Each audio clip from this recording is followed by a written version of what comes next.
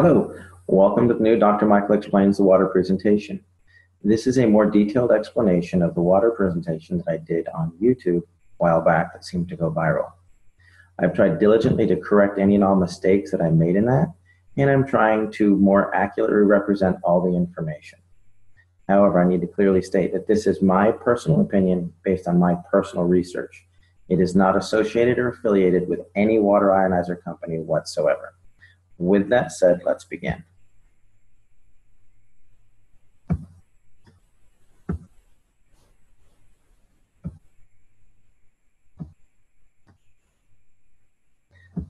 There we go. Excellent. I named this presentation The Magic of Sky Water because of what it did for my daughter. Many of you have asked what happened. Basically, my daughter Skylar was born back in May of 2009 with a severe case of gastroschisis. She was literally born inside out. Everything that was supposed to be on the inside was the outside. Stomach, liver, pancreas, spleen, small intestine, large intestine, bladder, and right ovary. She went through a period where the biggest complication was known as acute dehydration syndrome. She spent a year at Scottish Rite. She came home after 2 colostomies and a resection of her bowel. When the dehydration would hit, this would be her mid-afternoon one day, and this was her that evening after she'd been revived at the hospital. Basically, the bowel would shut down, and so I became a hydration expert. I tried every pill, potion, water ionizer you can imagine, and we came through it when someone introduced us to the Enagic ST501. That is Skylar today, and at the time that we tried it, I was actually completely opposed to alkaline ionized water. When it worked, I was a little dumbfounded. So I had to figure out why, and here's what I found. The difference between the healthiest person and the sickest person is broken down into 2 components. Muscles, ligaments, bones, organs, tissues, etc. These all add up to 28% of the patient. The other 72% of everybody is just water. What I found out, not all water is equal. There's distilled water, there's reverse osmosis water. We tried filtered water, alkaline water, we even tried ionized water. We thought we'd found something with alkaline ionized water and it proved to be more dangerous than beneficial. And then there's something that's called electrolyzed reduced water. This was truly a game changer. Here's why. Electrolyzed reduced water, it's not a cure, but it's 72% of the Skylar puzzle. It was not the only thing we did for her. It was the only thing we changed because we were doing everything else. What it is just science. It could realistically save your life. It'll make you healthier, happier, and stronger. But if you don't make healthy choices, your health benefits are not going to be as effective, nor will they last. To put it simply, electrolyzed reduced water gives you the best possible 72% of your body to work with. This facilitates nutrition, detox, health, energy, healing by providing some necessary components. Let me explain. If you think of your body as a saltwater aquarium, you've got healthy organisms, filtration, you've got oxygen. If you don't take care of it, that tank gets dirty. Well, what you have to do with the human body is figure out how to clean your fish tank. The way that your body does that is through a process called cellular respiration. This is the way you basically get oxygen and nutrition into a cell, CO2 and toxins out of a cell. The main component for this is known as the aquaporin, which was discovered in 2005. And essentially, it's the high-speed plumbing system for the cells, and it's the fastest way to get the good stuff in and the bad stuff out. Let me give you a brief course on cellular respiration.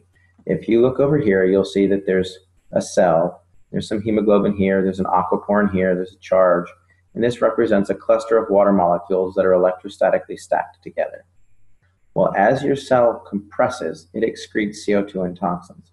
When it pops open, it brings in oxygen and nutrition. When it collapses, it excretes CO2 and toxins. When it opens back up, it brings in oxygen and nutrition. This is called tensegrity. It's the premise by which an MRI works. The click, click, click, click causes the cells to open and close. The computer takes a picture, generates the image. Well, electrolyzed water actually does occur naturally. Everybody say it's an unnatural source. It isn't.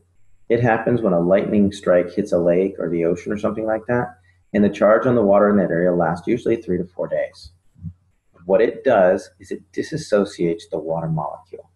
If you look over here, This is a technical term. A lot of people ask me, well, my chemist said it's not possible. That's because your chemist doesn't understand electricity. He's a chemist. He's looking for a chemical means to do it. This is electrical. When you use electricity to burst the bond, you'll take this H2O molecule and you break off a hydroxyl or a hydrogen. Sometimes you break them both off. What that does is it releases molecular hydrogen, active oxygen, hydroxyl ions, which are a free radical scavenger, in a water that's literally restructured for rapid absorption, thus maximizing nutrition and detoxification. It's nothing more fancy than that. It is superior hydration because your body needs these four things. Let me explain.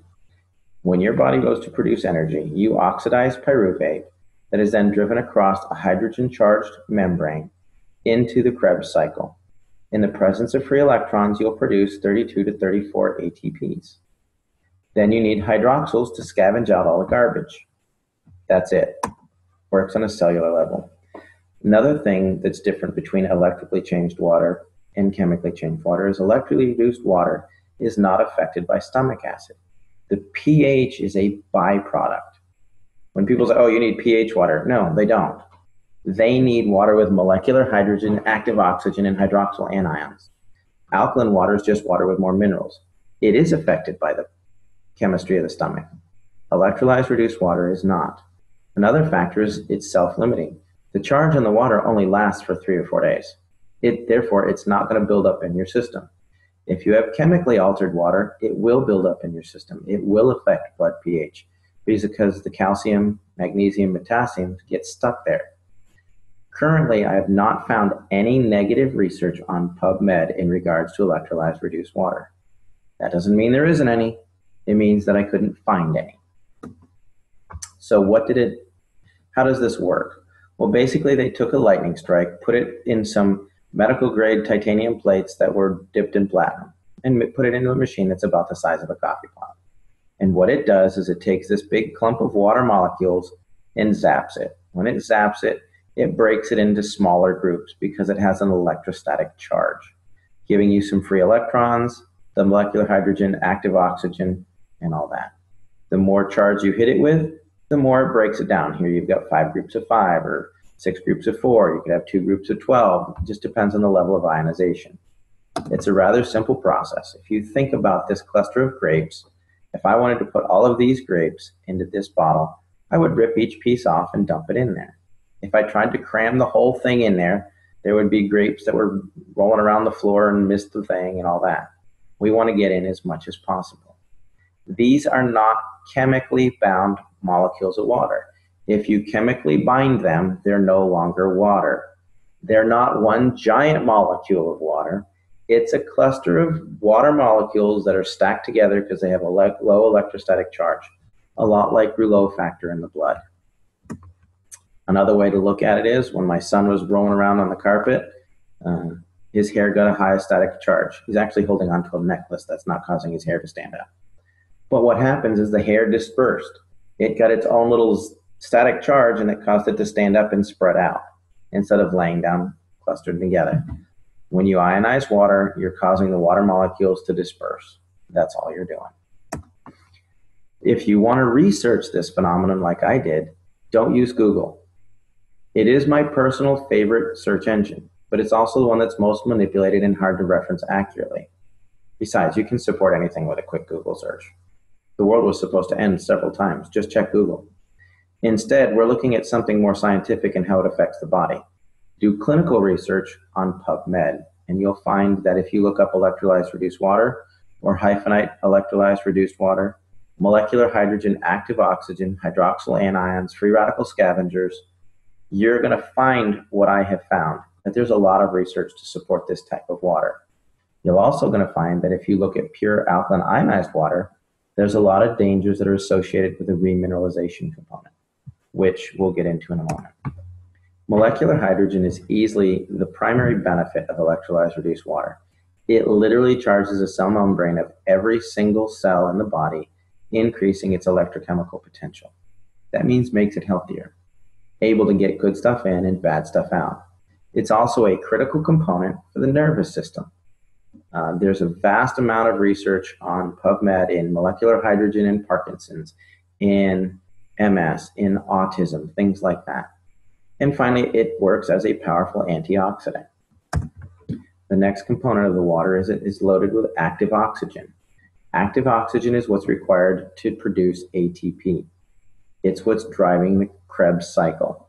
When you run out of active oxygen, your body starts to shut down because it can't work correctly.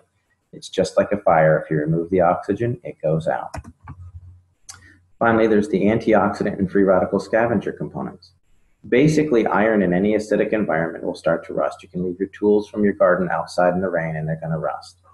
Well, where do we have iron? We have it in hemoglobin, we talked about during cellular respiration, but we've also got it in the red blood cells. We got it in the brain, the kidneys, the lungs, the lymphatic system, the bones. If it's in an acidic environment, it's going to oxidize, which will create a toxic burden. Your body is designed to be slightly on the alkaline side. Today, we're flush with oxidative and acidic disease processes. The number one acidic disease process we have right now is cancer. It's actually, the prime cause is oxygen deficiency. You can look up Otto Warburg, there's some research on that. Don't Google it, go to PubMed, read the research. Number one acidic disease is hyperketoacidosis, which is basically diabetes. They're now causing autism, diabetes of the brain. Secondarily, all of your inflammatory diseases are acidic by nature. That's what's wrong with Skylar with her irritable bowel syndrome. Your arthritis, it's an acidic waste product. Fibromyalgia, hyperlactic acidosis. Chronic fatigue and endocrine stress is all associated with an acidic environment. And why are we becoming so acidic? Well, we drink coffee, tea, soda. There's an enormous level of reverse osmosis water, which is misunderstood. You don't want water with the lowest parts per million of anything. That makes it acidic and it won't even carry a current. It's designed for coastal countries to have good water supply. If you do some clinical research on this, you're going to see that it's associated with MS, MD, and Alzheimer's. Most any of your bottled waters, all your big 24 packs, those are most likely reverse osmosis water that's had minerals added to it, which is dangerous in its own sense. You don't get your minerals that way. Here's a couple of guidelines for hydration. If you're a regular healthy person, you want to drink about 50% of your body weight in good water every day. If you have acute health issues, this could be dehydration from working out in the yard, excessive level of sports, you could have the flu. You may want to drink nearly 75% of your body weight in ounces. However, if you have a chronic health issue, cancer, diabetes, something like that, you may need to drink up to 100% of your body weight in ounces. However, you got to be careful because your physician can specifically reduce your water intake for congestive heart failure, kidney disease, things like that. So why do I say that sodas and pH are important?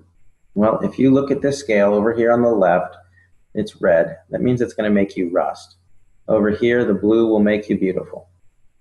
This is what a typical capful of soda can do to the body. This is a 32-ounce bottle of pitcher of 9.5 water. You can see the pretty blue color. It's loaded with hydrogen, oxygen, etc., etc. This is about a tablespoon of Sprite. It's high on the acid content.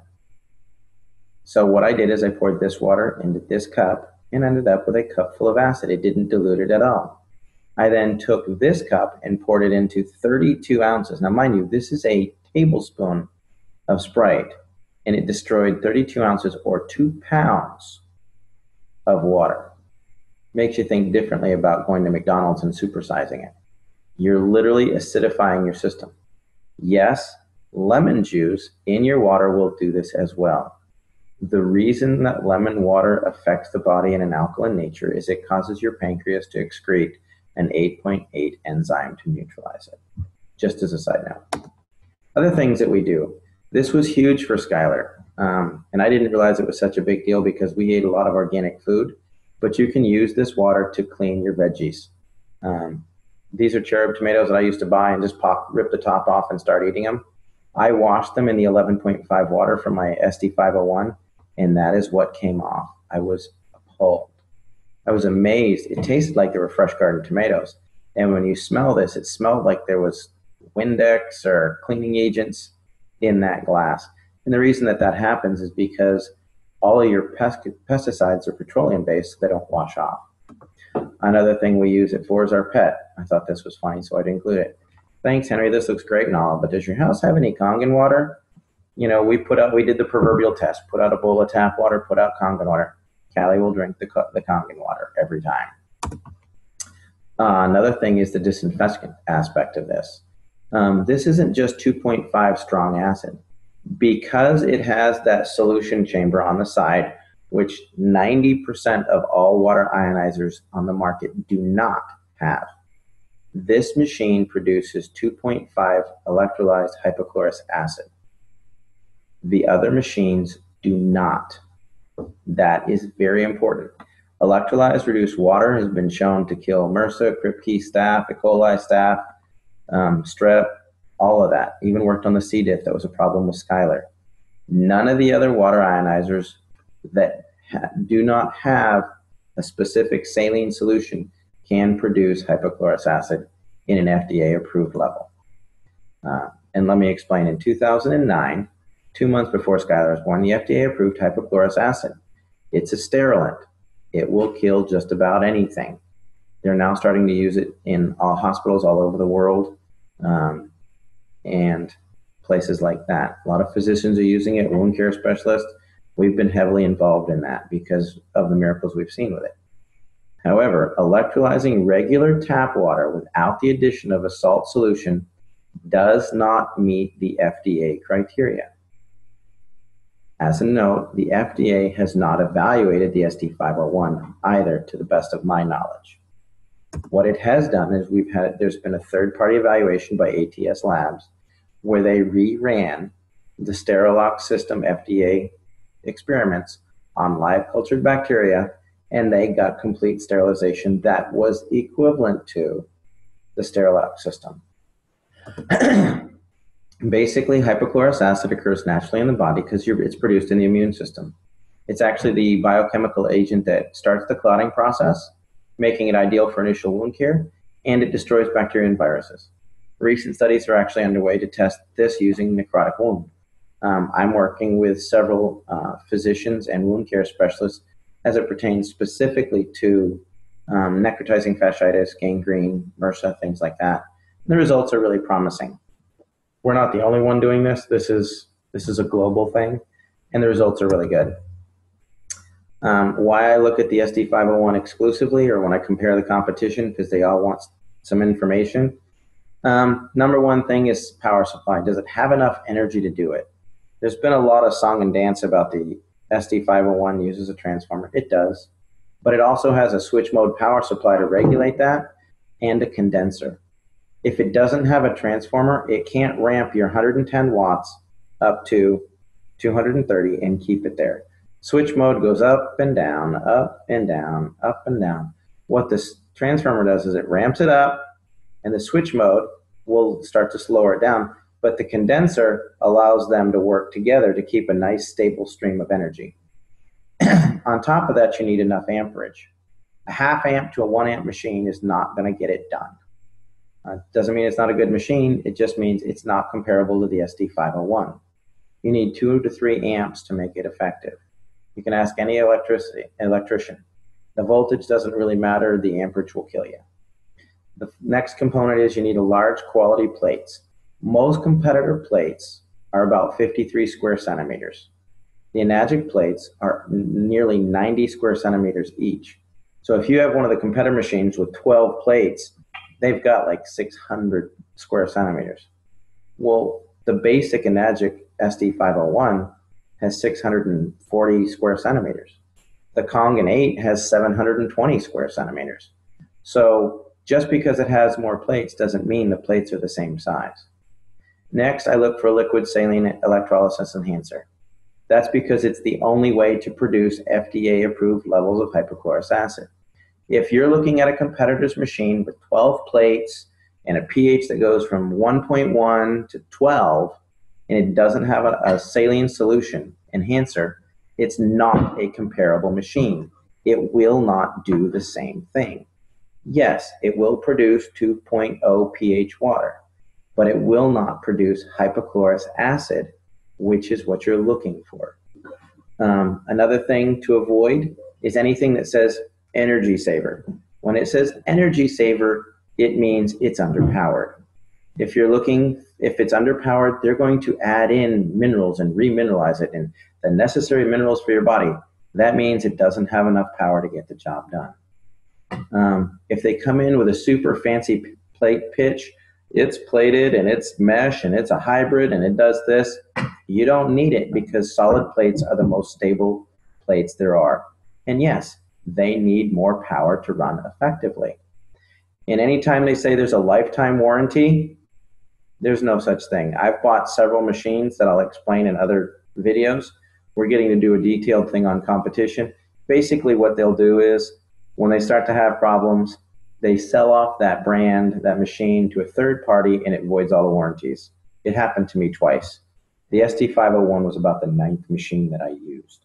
And I've kept looking because it may not be the best. I research this regularly, and sure enough, it comes out on top every time. I'm just going to hit this. Basically, when you're looking for power factors, it's watts times amperage times surface area. The SD501 has 358,000 PEUs. A typical 110 watt unit with 268 square centimeters of plate, which is a 5-plate machine and a half amp, is only at 14,000 PEUs, or about 4% of the power, so they have to add minerals. Finally, don't own a machine that you can't clean. I see a lot of line about plates, calcium, and auto cleaning. The Enagic SD501 auto cleans itself every 15 minutes. And they have a manual cleaning cartridge that gets rid of not just the calcium on the plates, but the calcium in the lines. It gets rid of the calcium, the mold and the stuff in the lines and the housings. I've taken apart several machines and they're loaded with mold in the housings, the tubing, but the plates look good. Some of the plates erode on some of the competitors, but that's another thing. In fact, most municipal water supplies are getting worse and worse and worse. And Enagic is staying abreast of this and realizes that they need to have a dedicated team of technicians that can completely clean your machine. If you can't clean your machine, you're most likely going to be drinking mold. That's my opinion. I could be wrong. But the machines that I've taken apart, I found mold in every one of them. And I took care of them according to manufacturer's standards. Here's a couple of plates. This is the size of the plates on my Royal machine. When it stopped working, this is a Jupiter.